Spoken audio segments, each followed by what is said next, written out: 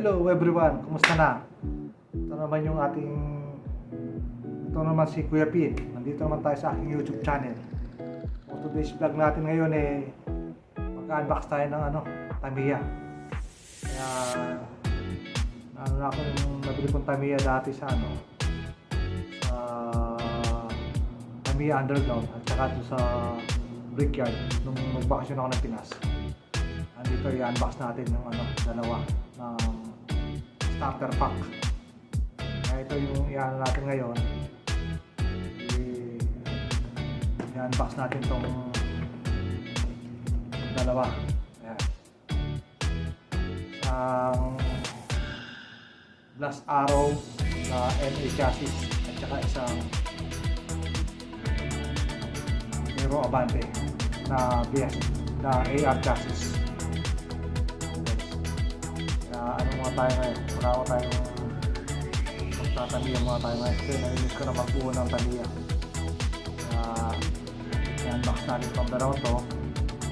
Pag natapos natin ang box, i-build natin na kasama yung mga tune-up parts. Sasamahan nyo ako. Let's go! Ito guys yung unang natin i-unbox. Blaze Arrow. Ang Blaze Arrow starter pack to na MA power spec. Ayan Tamiya. Yung niya. Bali siya. Dual siya. Dual shaft yung niya. Yan. Tapos may gulong na kasama. Damper. Tapos pang brake. Yung front party. Likod. Tapos yung pang brake. Tapos ito guys, siya made in Japan. Ayan. Made in Japan siya. Ang ko pala nito, ang bili ko pala nito guys is 1,100. Kung gusto mo ng Tamiya, mas maganda bili ka ng starter pack, makakatipid ka pa kasi kasama na yung niyan yung may kasama na siyang motor tsaka yung ayan, ang mga FRP nya saka damper. Hindi ka na nabibili ng ibang parts na tune-up parts. So yung natin, yung laman ng starter pack natin, FRP harap at saka likod, tapos damper, ayan. Tapos yung ng brakes, ayan. Tapos itong yung crown nya, ayan, maputi.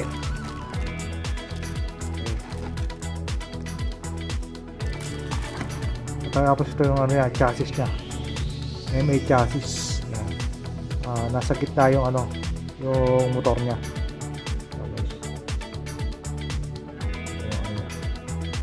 Pag ka guys, kung bago ka lang magtatamiya, makikita mo rito yan, may yan na original.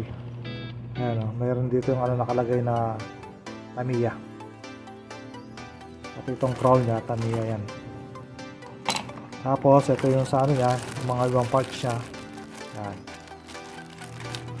Okay. Tapos ito yung sa mga brakes. Yan. Tapos mayroon siyang hard tire. Yan. Kasama. Tapos itong niya, yung gulong. Yan. Ito sa may mga brakes. Yan. Tapos may ito yung kasama na siya yung yung motor niya na torque tune. Ayan. Tapos ito na yung gear nya. Tapos yung battery terminal. Ang wala lang na ito guys yung yung battery. Hindi kasama yung battery ko tsaka tapos hindi pwede mawala yung service manual nya. Ayan. Ito yung mga kasama dito.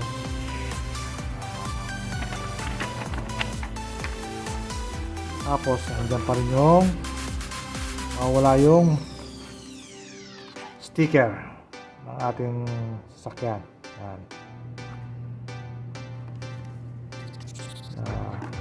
Pag bumili ka nito guys, hindi ka natalo kasi makakatipid ka pa kasi yung kit ng Tamiya ngayon na nakakalaga siya ng 650 gano'n to 550.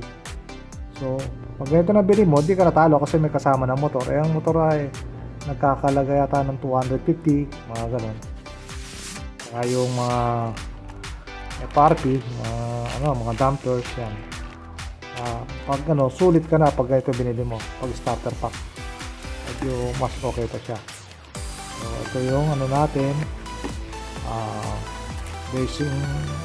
base arrow, kasi bubuo natin to kasama ng may mga tune up parts ako. So ang natin i-unbox natin para makita niyo yung mga niya, yung mga parts.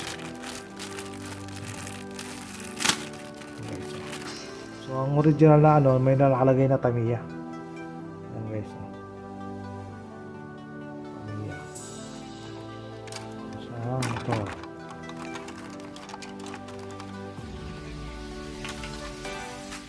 So isa guys, meron tayo. Ito yung ginamit natin pinang race dun na yung starter pack natin na una nabili. Siya FM chassis. Ito yung Rudy Bull. Yan. Ito na siya nung na-setup na natin guys. Yan. Solid to, matulit to. Walang embang to, kaya ang nakalagay niyan 9mm tapos 13mm na all Tamiya. Yan guys. Tapos yung nilagay ko ng nito, yung makina niya is Hyper Dash 3, kaya ang tuloy niya. Tapos hard type pa yung nilagay ko, kaya solid. Pero makikita ito sa sa video ng Brickyard nung ni-race ko siya, nag-practice Ayan. Ayan guys.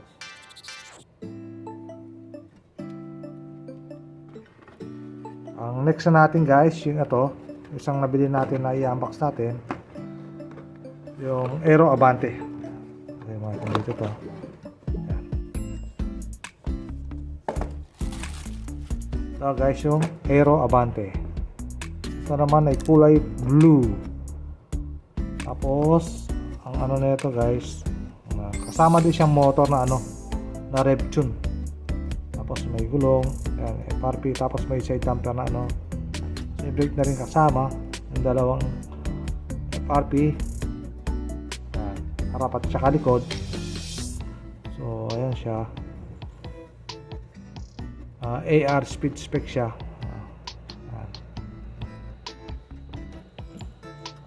Item number 18706. Ang nito guys, ito yung binigay sa akin ng misis ko nung nag-race ako dun sa Brickyard. Kaya binili niya para sa akin kasi nag-enjoy siyang nanood nung nagbibuild ako doon. Nag-enjoy siya. So binili niya ako ng isang starter pack na 1,100 din ang price nito.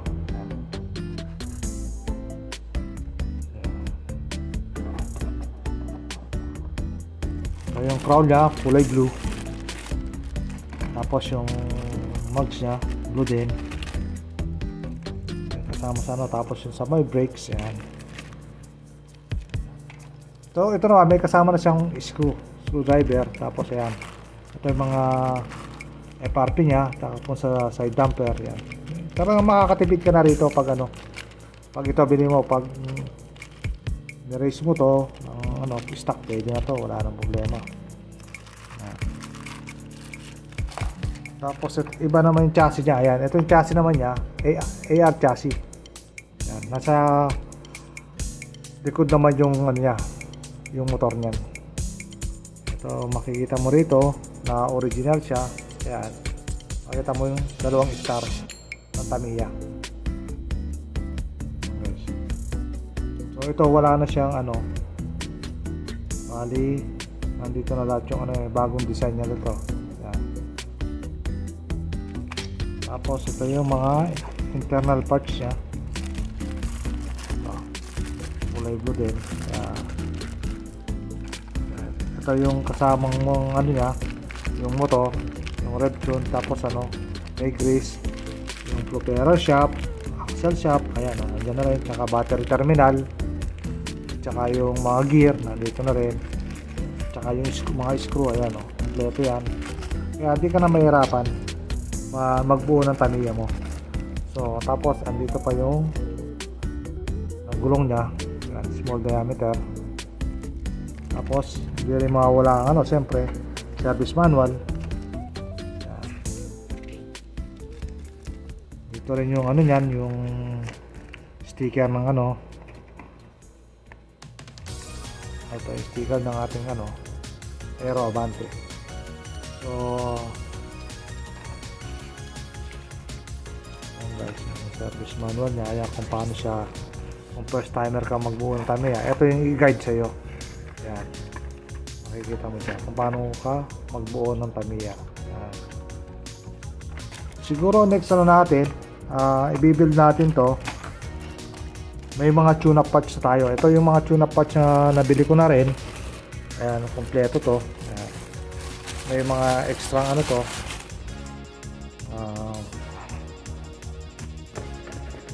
Ito yung gagamitin natin mga rollers. Ayan, rollers sa ibang mga tune-up parts yan. Rin to, all Tamiya din, nabili natin. Ayan. Yung mga spare natin na iba. Ayan. Ayan guys. Ito yung gulong. So gagamitin natin to sa ibang sasakyan. Tapos ito yung mga rollers. May FRP tayo mga sobra ito. Ito yung double aluminum rollers na ilalagay natin sa mga pag build natin itong dalawa. Ito yung ilalagay natin. Ito yung gusto ko ilagay doon sa ito yung nabili ko sa Brickyard na 6 na 13mm na rollers. So ito yung balak ko ilagay dito sa Blast Arrow para tama yung niya 13 yan. Pares na setup nitong natin na audible yan, para mas siya. Ito naman kasi guide niya, pero i-try natin yung 13 na harap at saka likod. Tapos meron tayong mga ayan, mga rollers na ayan so may FRP tayo, mga ibang Tamiya dito yan.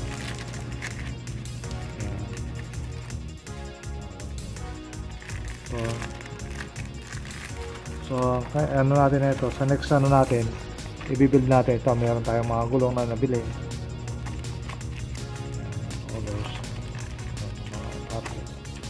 tapos nakabili tayo ng brake set.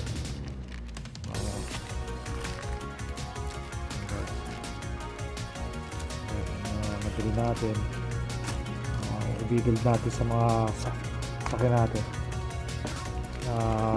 na unbox natin ngayon.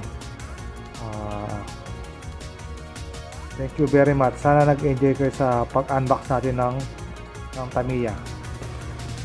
Huwag natin kalimutan mag-subscribe sa ating YouTube channel at saka pindutin ang notification bell para updated kayo sa mga vlog natin regarding sa diecast at saka sa Tamiya Mini 4-wheel drive. More power sa inyo lahat. God bless you all. Peace.